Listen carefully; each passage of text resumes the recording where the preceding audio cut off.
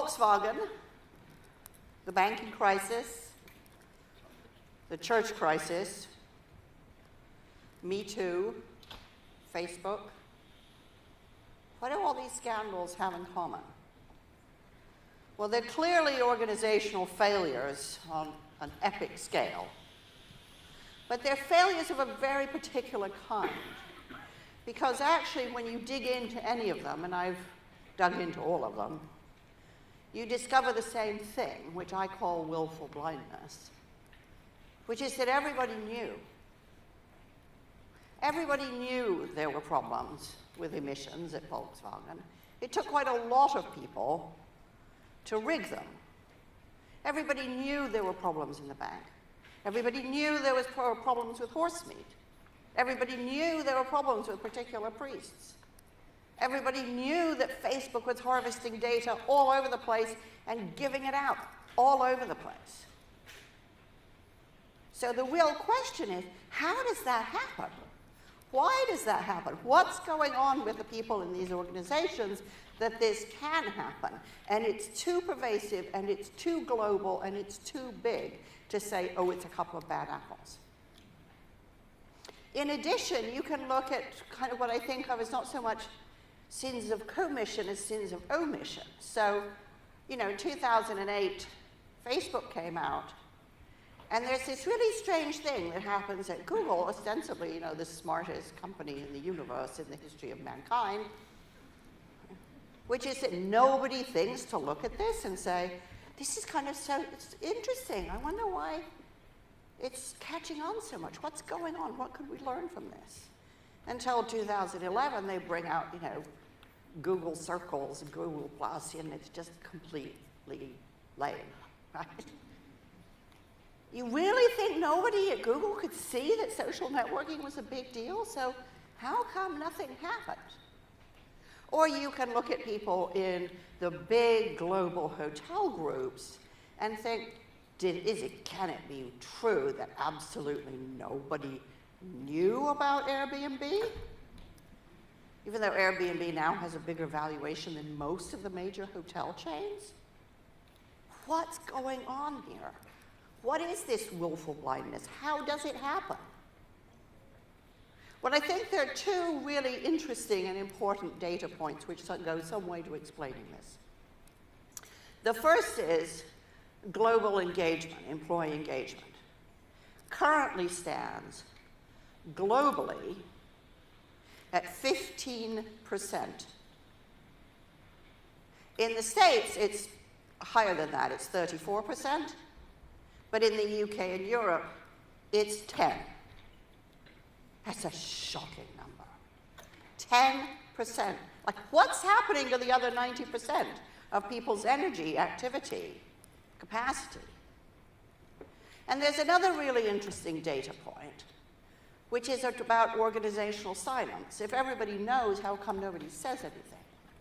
And in a phenomenal piece of research, and a really original piece of research, two academics asked a whole range of executives, do you have ideas and concerns at work that you don't mention?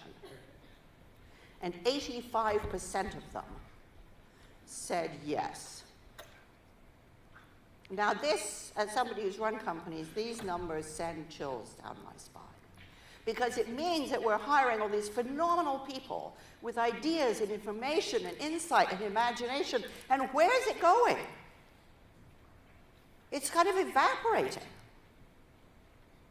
So what are we going to do about this? I mean, I could spend all day talking to you about the causes, but I have a sneaking suspicion you're much more interested in the remedies. So what are we going to do about this? The whole concept of an organization is that people come together because together they can make more and solve more problems than any of us could conceivably do all by ourselves. So why isn't it working? Because those numbers definitely indicate something's wrong. So there's a beautiful piece of research that came out of MIT into collective intelligence, which was really designed to address my question.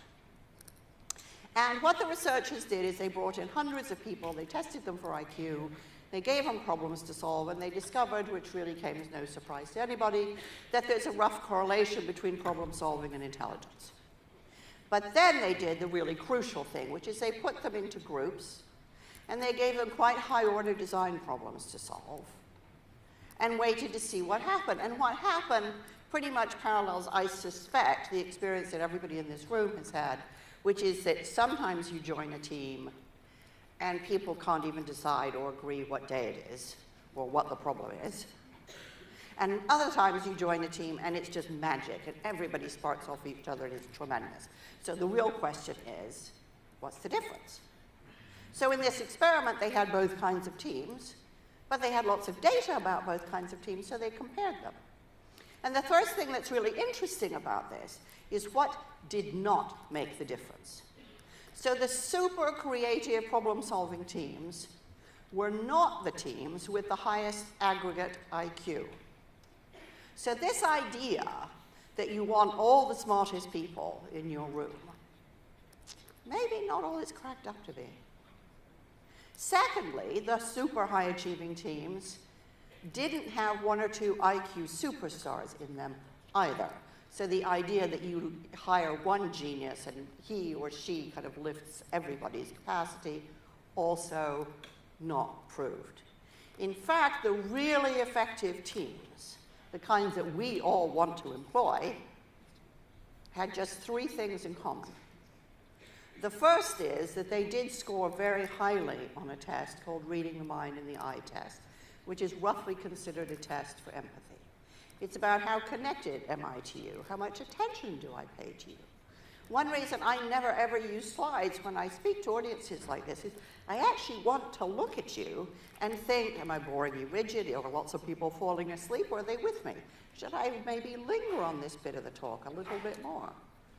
So this idea of being connected to the people you work with and kind of tuned into them seems to make a difference to output. Secondly, when they replayed the recordings of the solution discussions, they discovered that in the really successful teams, everybody contributed equally. Now, this wasn't formal. It wasn't like everybody gets their 5 minutes. It just happened that way. So there were no passengers, and neither were there any dominant voices. They got the full contribution of every member of the team.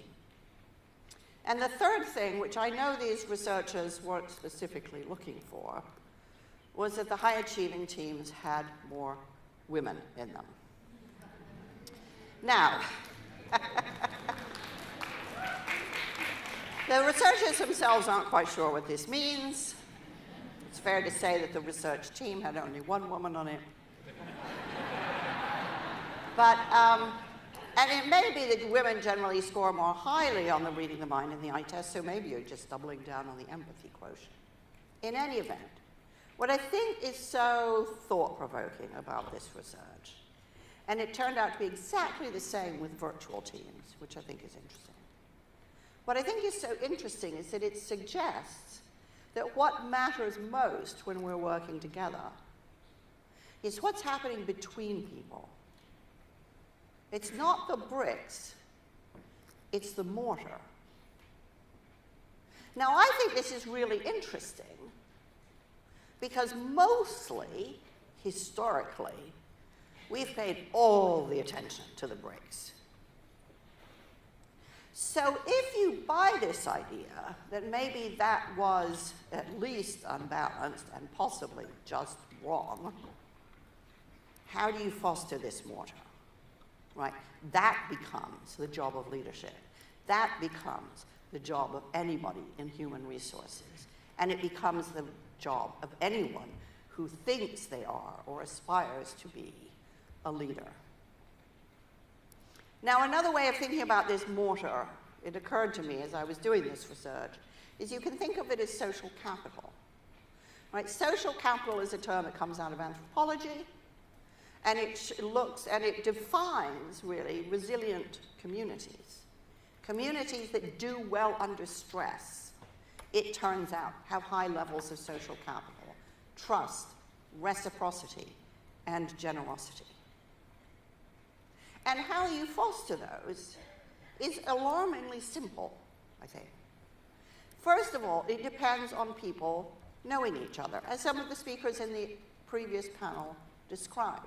But this isn't just about orientation, although it is about orientation. So in the early 90s, I moved from London back to the United States, and I started to run tech companies there. The first company I ran, I did what you'd expect. I hired all sorts of fantastically brilliant individuals. You might call them superstars, or you might call them bricks, depending on how you felt about them. Right? But I did, so I did what everybody does, right? I looked for the smartest people I could find. I gave them really hard problems to solve, and they were great. They came in every morning, they worked hard, and they went home. And after a while, I remember sitting in the office and thinking, this place is just alarmingly quiet. Now, I'd run companies in the UK. I never ran a company that was quiet. So this was weird, and I thought, well, what did I do there that I'm not doing here? And I thought, well, in London, at the end of the day, we mostly went to the pub and had a drink and kind of waited for the traffic to subside. But I was in Massachusetts. It's winter almost all the time. Everybody drives everywhere. There weren't any pubs. This was not a strategic solution, right? So in kind of desperation, I said, all right, Friday afternoons, 4:30, everyone's going to down tools. You can have beer or wine, except amazingly for some of the employees we had who were under the drinking limit.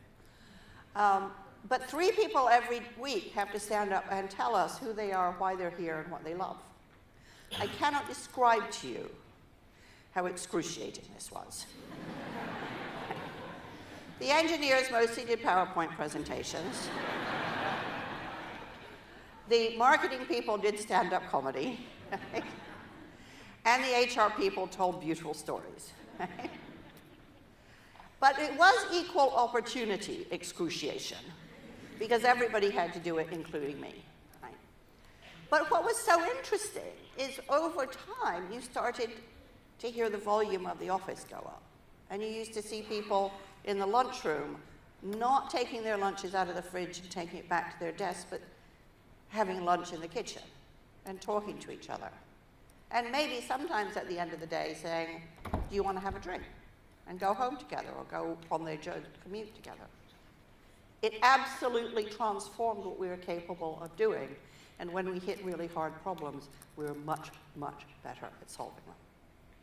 Another way companies do this now, too, is they do these things called get me's or see me's, where new people write down how they like to work, the things that really annoy them, the way they really like collaborating with other people, their kind of strengths and weaknesses, and so on. And I know in some companies you're just supposed to look up your team member to get to know them that way. I think that's hopeless and lame. But it's a fantastic beginning for a conversation. And it also means people have to think about their responsibility as a team member. What am I bringing to the team? What is my contribution? These things are really important. The National Transportation Safety Board of the United States found that 74% of accidents in transportation are caused on the first day. Why? Because people don't know each other. And they make assumptions about each other. And they make assumptions about where they are. And those assumptions mostly are wrong because nobody shared any information. Coffee breaks, phenomenally important. Beautiful study by Alex Pentland, again out of MIT, who split a workforce in 2 and had one group do 10-minute coffee breaks and one group do no coffee breaks. Right, the no coffee breaks looks much more efficient, except the coffee break team at the end of the experiment had made $10 million more. Now, what's that about? It's partly about what's happening in the coffee break, which is people getting to know each other.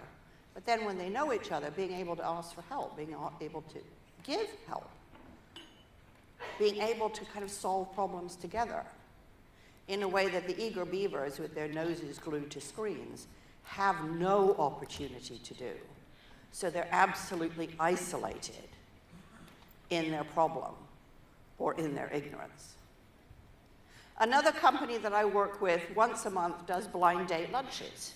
I think this is wild. I think it's brilliant. Because basically everybody draws a number. They have to have lunch with somebody else across the company, which means they get to know all sorts of parts of the company. You know, one lunch isn't going to kill anybody. It's completely safe. You know, you can bring your sandwich and sit together in the canteen for 15 minutes and then run away. So it's not that stressful. But it's how people find out what's going on. It's how people find out, oh, there's a project like this over there that I'd really like to be part of, or there's a really cool person over there, or who knew my cousin was in the department who went always away, right? These are really important because every organization is a network. And you can map networks now. And what you'll see is all sorts of squiggly lines, and then you'll see nodes. And the nodes are the people that everybody trusts, because they are the people to whom everybody goes to find out what's going on. What does this mean? What does the new initiative mean? How do you do this? Who knows about that? Those nodes are your leaders. They are anointed by their followers, not by management, but by their followers. And what we know about high-achieving organizations is you need two kinds of networks. You need vast, sprawling, hairy networks of quite loose connections for innovation and experimentation. And you need really tight networks with lots of nodes for execution. People who really know and trust each other. Making mortar, if you like. Hackathons are incredibly valuable in terms of saying the company has this problem, we're going to carve it into lots of potential ways of thinking about it, and everybody who wants to can volunteer what they work on. Volunteerism, phenomenally powerful, because most people wait to get chosen for projects, which means that they get typecast. They get stuck in boxes from which they find it difficult to escape. And that box constrains what they can do and what the company can get from them. And it almost always minimizes their capacity and their ability. Project Oxygen, run by Google to try and find out who their best managers were, kind of confidently thought, well, obviously the best managers are going to be the people with the greatest possible technical expertise. But it turned out not to be true, because after they crunched all the data, the #1 description of the characteristics of the best managers in their organization. My manager knows me, and when I'm stuck, will sit down and help me solve my problem. Knows me and will help.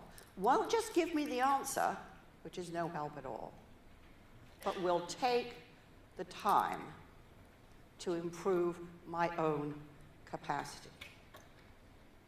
All of this is incredibly simple. It's incredibly human. So it sort of begs the question, why do I have to talk about this? Why don't we just know this?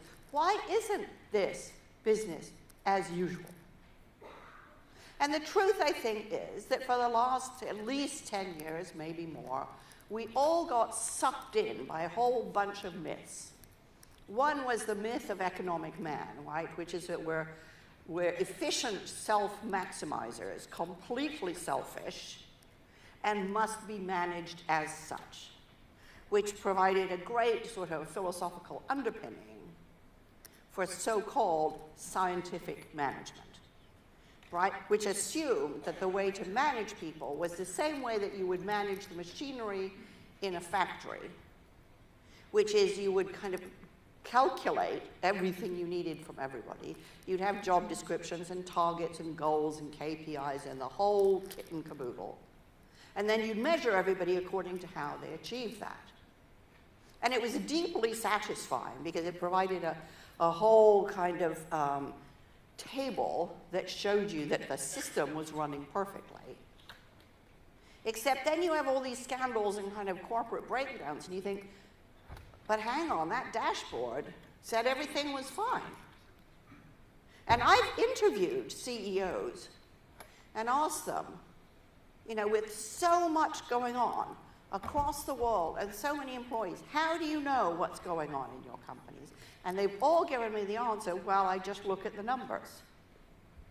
And each one of those businesses went on to have major problems or failures because the numbers didn't say. And worse than that, when the house was on fire, people looked at their job description and nowhere did it say, call the fire department, right? Everybody was doing exactly what they were told. Everybody was hitting their KPIs and their targets and their goals, and they didn't say anything about, by the way, if you see a gigantic threat to the business like Airbnb, maybe it'd be a really good idea to put your hand up and say, oi, behind you, there's something we need to pay attention to. But it didn't do that because you can't do a job description that defines in it what you're going to need tomorrow because you don't know what tomorrow brings. You can't say, oh, by the way, if Airbnb crops out of nowhere, could you please let us know? Because you don't know. So all the stuff with scientific management is historic. It's what we think we need from what we thought we needed before, which means you've almost ensured you will not see the future coming until it comes and knocks your door down. So scientific management, all the bureaucracy of managing people as though they were a problem instead of an asset, all of that has hugely contributed to the scandals, malfunction, disengagement, and low productivity that we all wrestle with today. Hierarchy does the same thing. And these kinds of instruments, which give us reassurance, make people afraid. They make them afraid of failure rather than ambitious for success. They make them completely constrained to what's needed rather than what they have to offer. It's why we lose and waste so much of the talent that we have struggled so hard to recruit. Is we take huge capacity and we put it into little square boxes where most people find they can hardly breathe. Now, I don't think it needs to be this way. So I spend a lot of my life going around and looking at companies where things are really different, where the whole management concept is different, that it's not about stopping people from doing things. It's not about getting everybody to march in time. It's about thinking about where is the talent, where is the capacity, and how do we liberate it. And just as one example, I went to the Netherlands to see a nursing organization. Everybody in the world is completely freaked out by the rising costs of healthcare. Right? So certainly in the UK, what they're doing is they're doubling down on scientific management. Because after all, it's done so well for us before, let's do more of it, right? In the Netherlands, there's a really interesting guy named Jos de Blok. And Jos has an interesting background because he started off as an economist and decided that was pretty dreary. So he became a nurse. Now, there aren't very many nurse economists in the world, so this is an interesting combo, right?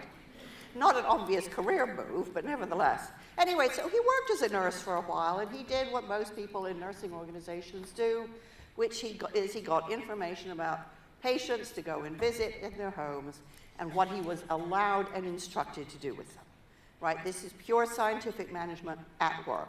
So go and see Mrs. H, see her on Monday for 10 minutes, Tuesday for 7 minutes, Wednesday for 12 minutes, etc. This is how long you're allowed to spend with them. It's how long you've been allocated for getting from Mrs. H to Mr. Q. And once you've gone through all of this, at the end of the day, you're done. And what he found was he could do it, although, of course, the time required to do anything was wildly underestimated. So he ended up working for a lot of time that he wasn't actually being paid for. But the other thing, of course, he found is it totally drained his motivation, and he hated it. And he thought, this isn't what I came into nursing to do, this kind of deliverer of modules of care.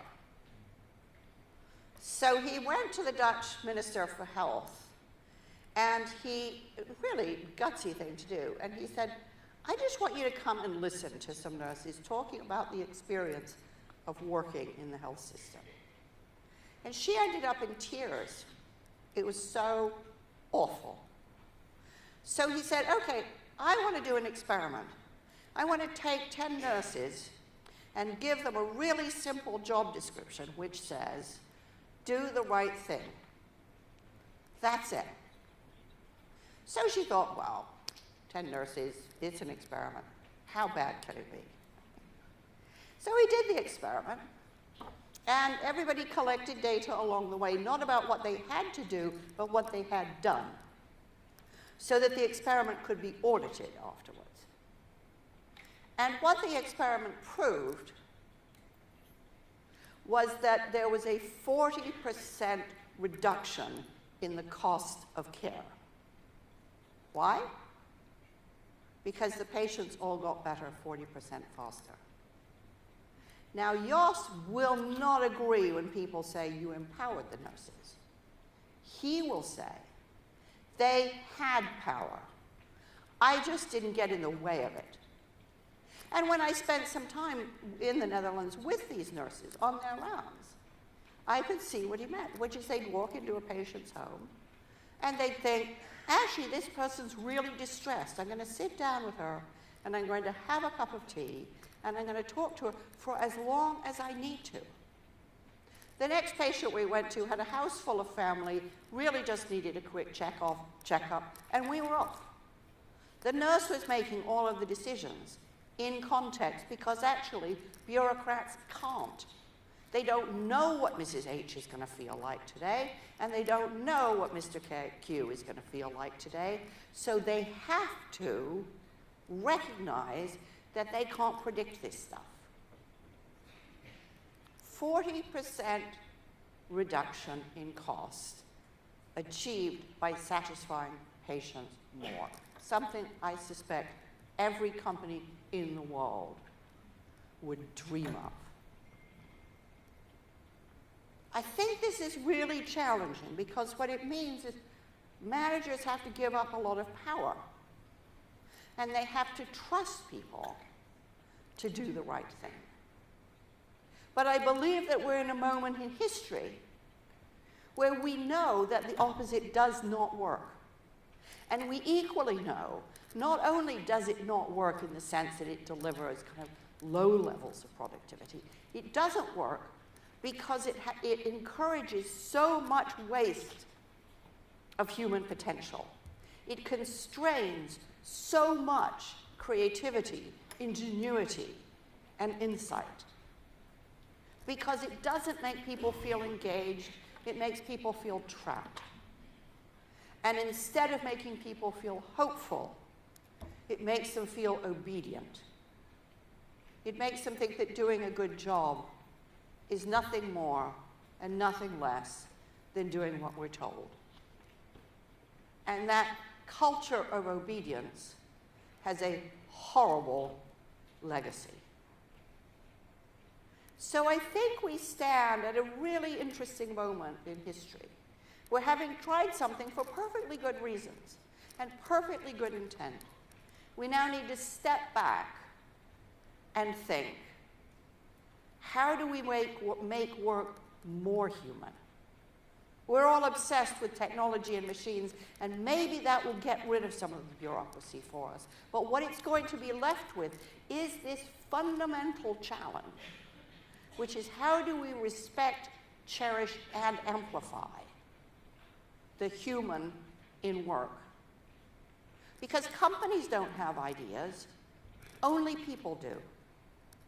Companies can't identify threats or opportunities, only people can. And people only can when we set them free. Companies are communities. And what makes communities, countries, companies resilient isn't all the big stuff that you can measure from here to kingdom come. It's the infinite number of small things that can never be measured because they're what happen between people every day all day, building social capital, creating the mortar that gives a company adaptability, flexibility, and coherence. Because whatever new technology is coming down the road, whatever cool new products we're all going to be building a year from now, 10 years from now, 20 years from now, whatever we're going to be making them from or with, the one thing we know for sure is the only sustainable resource we have is human. Thank you.